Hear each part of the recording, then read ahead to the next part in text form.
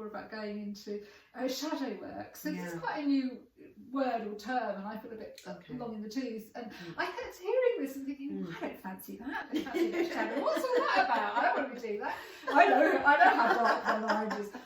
You know, that doesn't sound very good. And then as I was just sitting in silence and thinking, oh, right, the seed. Oh, right.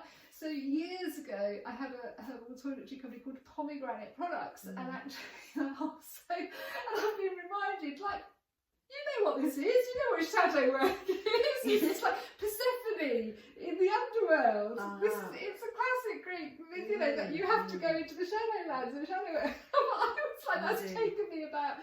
So I was there in the early 90s, the late 90s, and all this other stuff happened where I was just reacting, and suddenly Spirit's going, hello.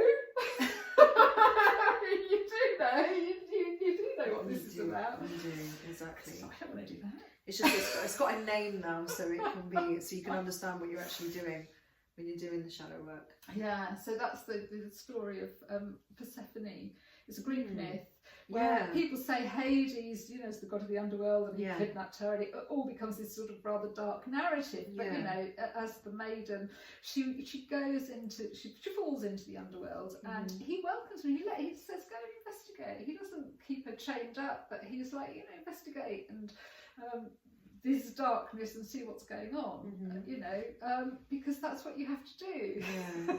You have to feel safe enough to do it. You do have to feel safe enough to do it, but regardless whether you do or not, it's still there inside your body, inside your nervous system.